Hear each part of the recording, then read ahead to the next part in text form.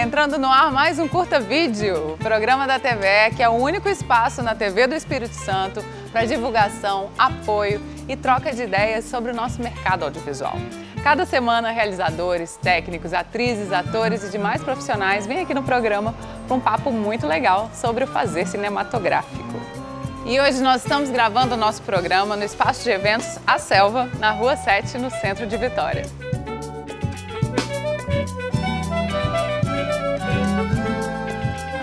Desde que surgiu na cena cultural, o espaço tem como proposta ser palco para a promoção de shows, festivais, exposições, mostras e festas temáticas, proporcionando uma experiência única, num espaço colorido e cheio de ambientes muito maneiros. A Selva é um dos pontos que estão transformando a noite do centro de Vitória, trazendo mais opções de diversão e de convívio, comprovando cada vez mais que o centro de nossa capital tem muita vida e atrações para quem quer se divertir numa boa. E hoje, no nosso programa, nós vamos bater um papo com Rodrigo Aragão, um cineasta com uma trajetória de destaque internacional e com filmes que permeiam o universo do terror e que vem gerando fortes emoções nos espectadores.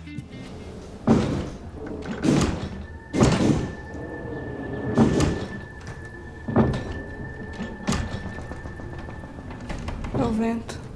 Não tá aparecendo o vento, não. Tá aparecendo alguém tentando entrar. Vou sair. Nascido em Guarapari, ele começou a sua carreira criando e produzindo efeitos especiais e rapidamente se destacou no gênero. Seu primeiro longa-metragem, Mangue Negro, lançado em 2008, foi um marco no cinema de gênero no Brasil, utilizando locações reais e efeitos práticos. Sua carreira foi só crescendo em talento e reconhecimento a cada um dos 7 longas que dirigiu, se tornando uma das referências no país no gênero da fantasia e terror, conquistando prêmios nacionais e internacionais. E da selva para o mangue, ou melhor, para as várias ambientações de Guarapari, Perocão e arredores, locações utilizadas por Rodrigo Aragão nos seus filmes. Está no ar mais um Curta Vídeo.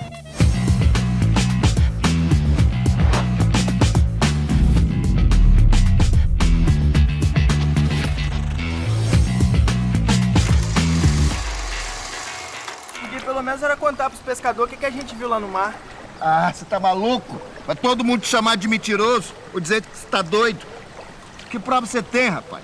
Mas nós vimos uma sereia. Cala a boca, rapaz. Para de falar merda. Se você contar isso pra alguém, eu vou dizer que é mentira, entendeu bem?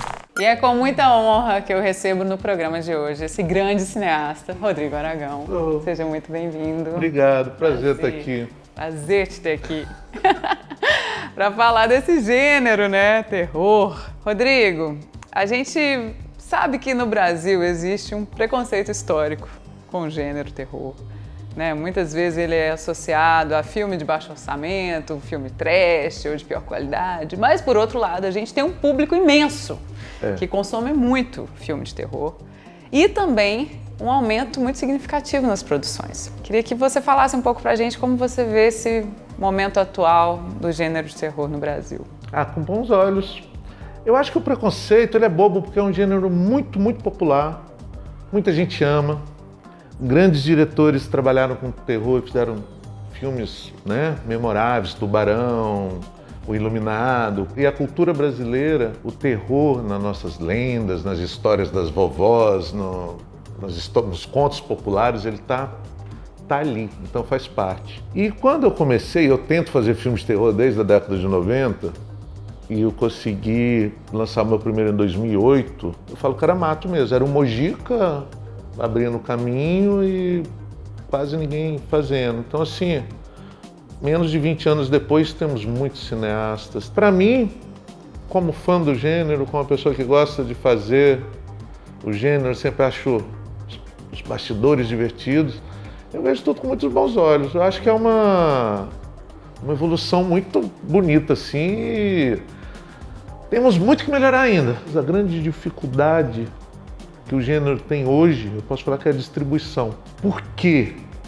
Esse fã de terror, que ele é o cara que não é cinéfilo, mas ele quer ir assistir Annabelle, ele quer ir assistir Invocação do Mal, ele vai lá levar namorados, amigos, para ver no shopping um filme de terror, se divertir, levar um susto e sair.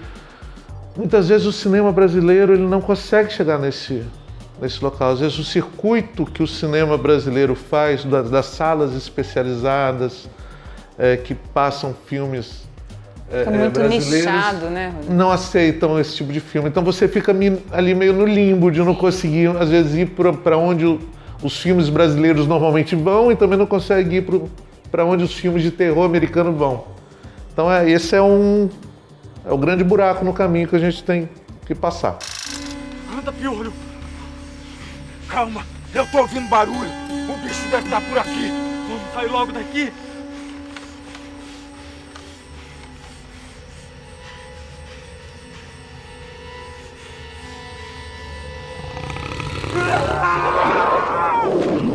Você falou do Mojica.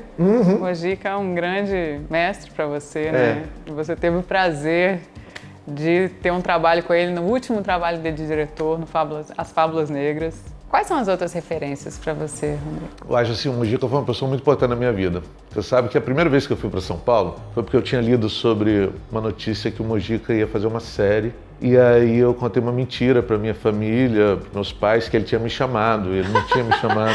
Você tinha quantos anos? A Dini tinha 18, o endereço dele, aí bati na porta dele lá e a secretária me atendeu e ele não estava, então não consegui vê-lo. Eu fui para São Paulo à toa. E por coincidência, quando eu lancei meu primeiro filme em 2008, ele estava lançando o último longa dele, que é a Encarnação do Demônio.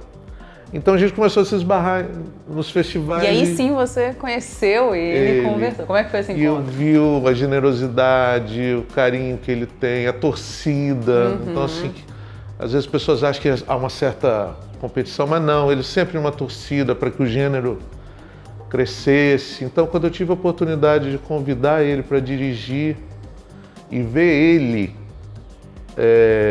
como maestro que ele é numa cadeira de diretor aqui em Guarapari, em um filme de baixíssimo orçamento, assim, muito menor do que ele merecia, mas ele muito feliz, assim, foi um momento muito marcante para minha vida e várias lições que eu aprendi com ele eu vou levar e foi lições que eu aprendi mesmo ao vivo. Sim. Agora, quanto aos meus outros heróis, assim, são heróis que eu não conheço ainda, mas são os filmes que me marcaram minha infância. E aí eu coloco o Sam Raimi, que é um diretor que foi muito importante, sempre sou muito fã, assim, então fez Evil Dead, né? Os anos 80 foram muito importantes para mim. E Peter Jackson, que é um cara que os primeiros filmes dele eram filmes de terror muito sangrentos e muito divertidos. E o cara chegou a fazer O Senhor dos Anéis, né? Esses diretores, assim, Você via muitos filmes na infância muitos, já? Muitos. É porque o meu pai era dono de cinema. Pouco antes de nascer, o cinema do meu pai fechou.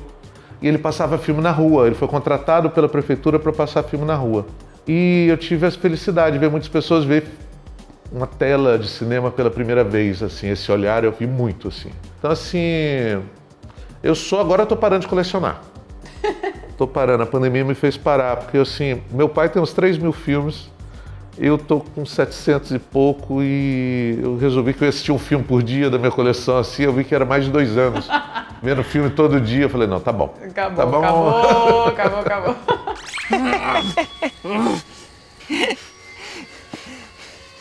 Olha, sente só que maravilha! Manjericão, hortelã-pimenta, ervas poderosas, sempre dão um bom tempero. Você fala que gosta de estar num set de terror, porque é um set divertido, né? Sim. Como que você vê essa presença do medo como entretenimento? Bem, é biológico, porque você tem uma descarga de adrenalina e depois você tem uma descarga química no cérebro de prazer. Isso explica o terror. Agora, eu amo a fantasia, eu amo essa coisa falsa. Então, o tipo de terror que eu faço, ele é muito... Pelo meu trabalho de efeitos especiais, que eu gosto muito, e eu gosto dos monstros.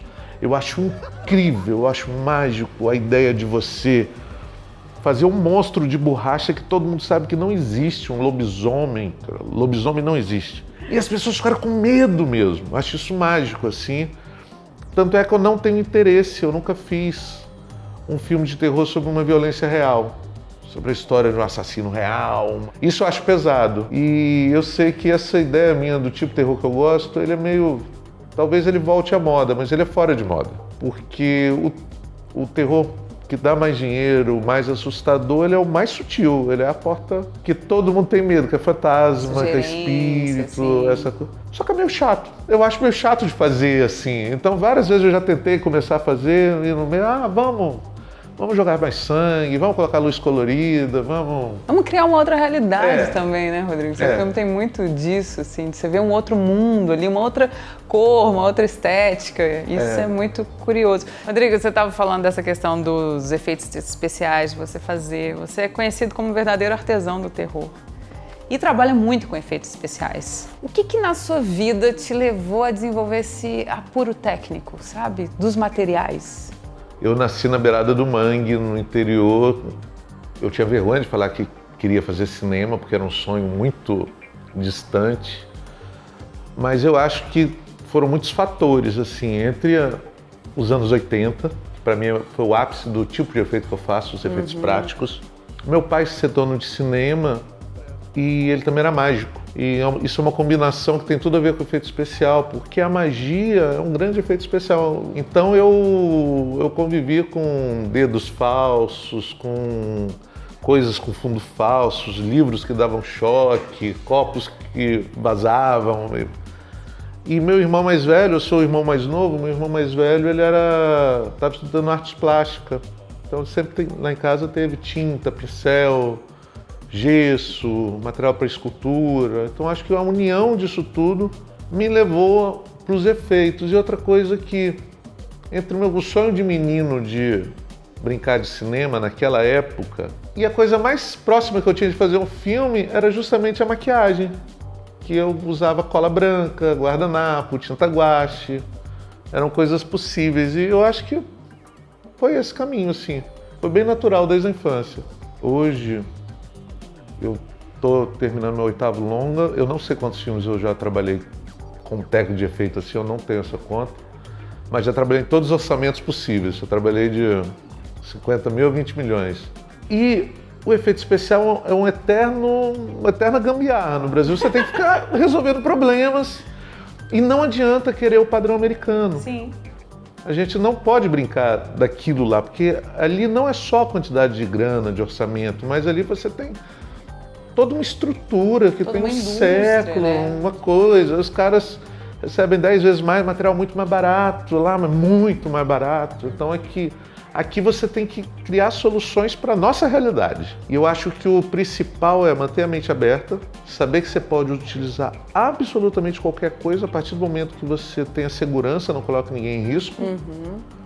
E o importante é o que vai aparecer na tela.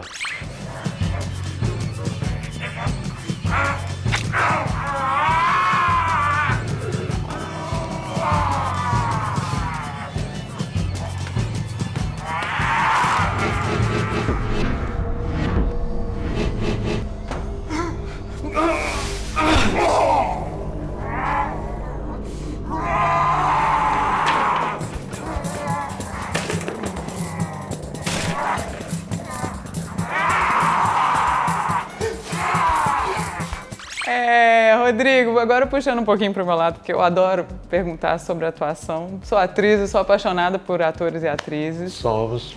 Pois é, você gosta de trabalhar muito com atores, né? Repetir esse trabalho com eles. Você acha que existe um perfil específico de atriz e ator para o terror? Eu acho que uma coisa principal é você tem que estar muito afim.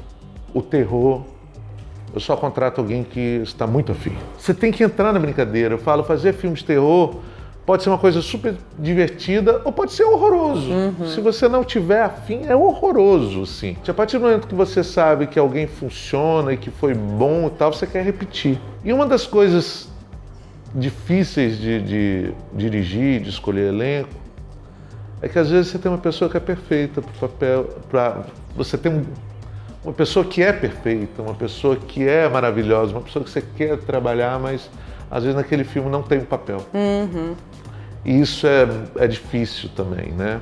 Porque tem gente que acha que assim, o ator pode fazer qualquer tipo de papel. Eu não acredito nisso. Eu acho que tem o papel para a pessoa. E às vezes dá muita pena. Sim. Tem gente que você quer trabalhar mais, mas aí vem uma ideia de um filme, vem uma coisa, aí não dá tem pra aquela colocar, pessoa. né? Eu sou capixaba.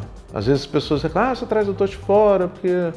Não, é muito melhor trabalhar com gente que mora aqui. Claro. Claro, você vai ter uma preparação mais longa, vai ser muito mais barato, você vai estar mais próximo, mas realmente você tem uma carência de alguns perfis que são buraquinhos que tem que...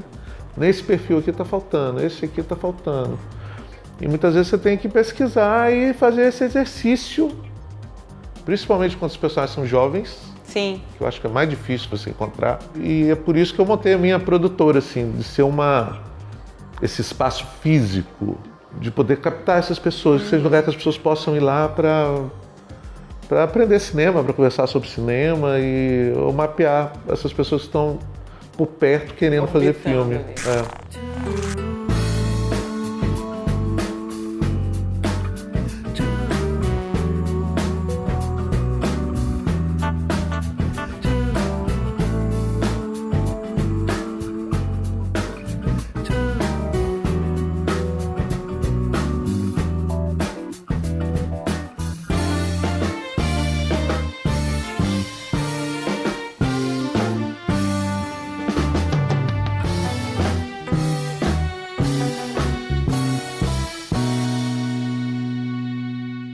O que vocês estão fazendo aqui? A gente escutou uma menina pedindo ajuda aqui dentro. Tem ninguém aqui. Vocês invadiram o prédio, eu vou chamar a polícia. Esse apartamento é meu! É seu, é? Você gosta de cruz, né? O que tem? Tem gente que enche a cara de argola e eu não posso gostar de cruz? 2025 você lançou Prédio Vazio, seu primeiro filme urbano, que é muito curioso, que é um filme onde o monstro é o prédio e um prédio que você desenvolveu. Como é que foi essa história, Rodrigo? Bem, ela veio quando eu fui morar na Praia do Morro e eu percebi que esse fenômeno acontecia lá, caminhando fora de temporada, de ter realmente prédios grandes que ficavam apagados. E da minha casa dá para ver um prédio que ele passava o ano inteiro apagado, tinha uma luzinha em cima, assim. Eu pensei, alguém mora ali. Aí você já, né? Roteirista, alguém mora ali em cima, sozinho. Deve ser assustador. E comecei a ter vontade de fazer um filme sobre isso. E aí, na minha cabeça, ia ser uma coisa tranquila, porque a gente vai chegar para algum síndico e vão falar, queremos fazer um filme aqui. Lógico que eles vão topar. Já vai estar e vão... desocupado, tudo certo. E nós descobrimos que não, ninguém quer deixar a gente fazer um filme de terror. Que é muito mais complicado do que a gente imagina e tivemos que construir o prédio. E como foi isso? Ah, miniatura, eu adoro miniatura. Eu adoro cinema clássico. E foi quanto tempo para desenvolver essa miniatura? Foi um pouco menos de um mês. É uma coisa assim interessante porque o Prédio Vazio, todas as cenas no interior são feitas em estúdio, então a gente construiu todos os cenários, eu gosto muito. E um pouco antes do filme estar pronto, assim, todo pronto, começou a me dar uma crise de pânico. Eu falei, meu Deus, ninguém vai acreditar que esse prédio de verdade, todo mundo vai perceber que é uma casa, é um estúdio. E aí eu fiz uma coisa que eu acho que outros cineastas brasileiros deveriam fazer mais, que eu fiz uma sessão teste com questionário. Que legal. Eu fiz uma sessão surpresa no festival, não divulgado. Eu não queria mexer mais no filme, falei, se uma quantidade grande de pessoas falarem da mesma coisa, como esse prédio é muito falso, eu vou repensar. Mas não, as críticas foram muito variadas, assim, foi bom, foi ótimo. E até hoje nunca ninguém falou que o prédio parece falso. Perceberia, nunca. Que bom, graças a Deus. Deu certo. Como diz, fazer efeito especial é um ato de fé. Esse foi. Luna, tudo bem? Foi ela. Essa mulher machucou a minha mãe.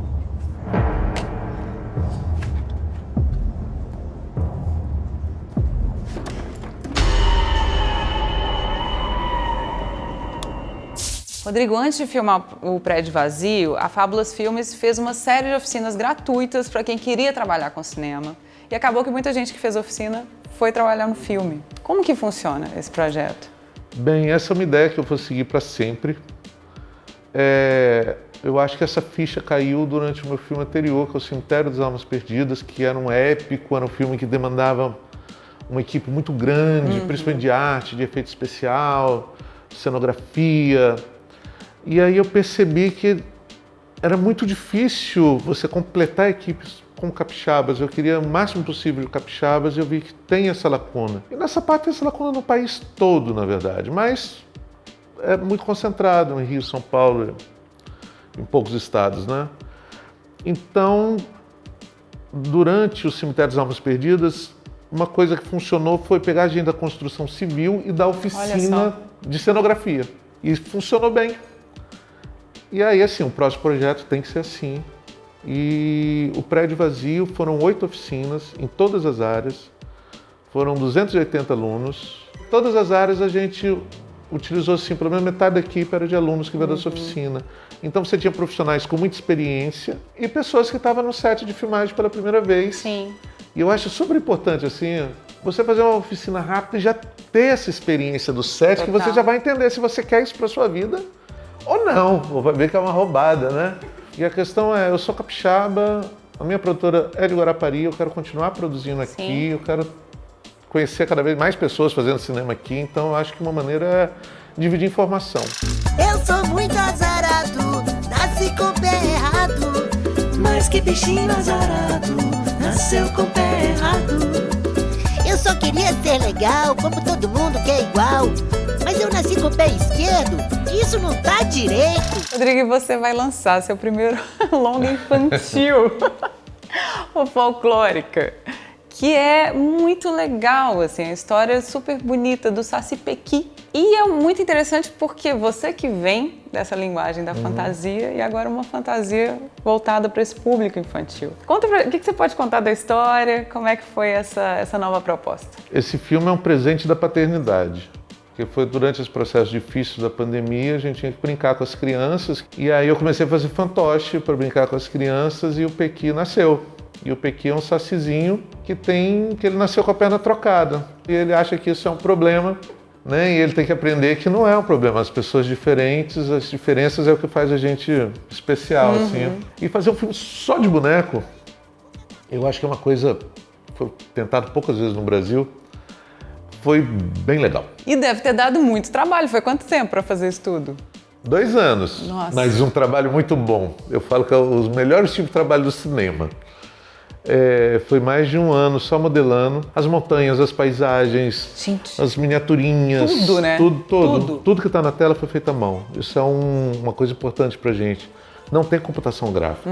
Ele todo é feito à mão, assim. E aí vem uma segunda etapa que é manipular da vida esses bonecos. E o trabalho de manipular é muito pesado. Fisicamente pesado, Fisicamente, né? é muito desgastante. Então, assim, não dá para ter um set cheio. Então a gente tinha que parar meio período. Tinha que ser pessoas talentosas e fortes também para aguentar os bonecos. Descobrimos que as moças, a gente fez oficina. Uma primeira diária veio moças manipular e não dava. Então a gente descobriu que os homens manipulavam os bonecos e as mãos dos bonecos eram muito melhores feitos pelas mulheres. Então assim, tinham mulheres, tinham homens em funções diferentes para dar vida ao mesmo personagem. E praticamente todos os bonecos eram controlados por mais de uma pessoa. Eu queria pular pro Folclórica, esperto com a perna rápida, ter muito mais sorte não ser um pateta, virar um saci bem forte e atleta. Por que eu fui nascer com o pé assim? Rodrigo, a gente já tem alguma previsão de estreia do Folclórica? Como é que tá? Bem, essa estreia desejada, né, vai ser um mistério pra gente. A gente tá torcendo muito para estrear em casa. Acho que Canta Sua Aldeia e Cantará o Mundo, e se a gente poder começar por aqui vai ser muito bom. Esse ano tem uma coisa muito especial com o Festival de Vitória, onde eu vou ser um dos homenageados. Ai, meu Deus, estou muito feliz com imperdível. E o que vem mais por aí de projetos novos? Bem, eu estou construindo um cemitério. Ai, meu Deus. Posso garantir que todos os meus próximos filmes de terror vai ter um cemitério, porque isso eu estou construindo. Mas o meu projeto de vida é lançar um filme por ano.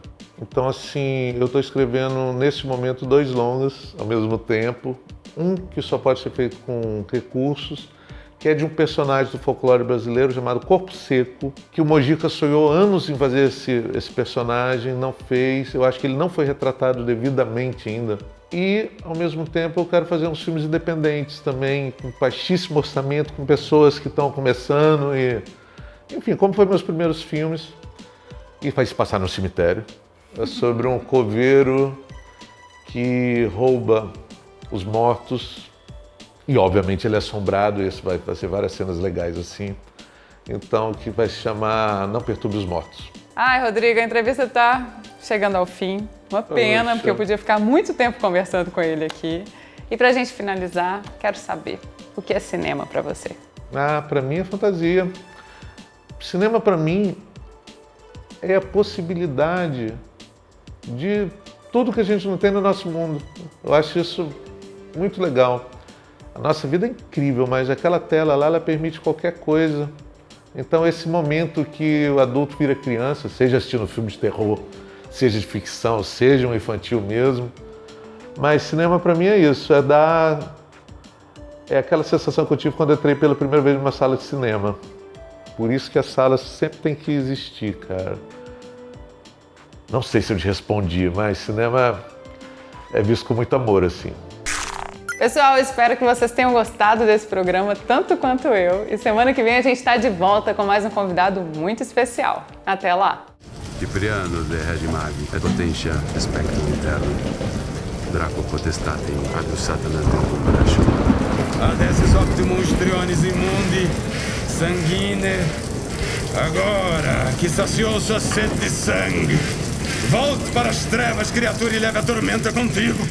Eu, portador do Grimório de Cipriano, ordeno, volte para as trevas e leve a tempestade!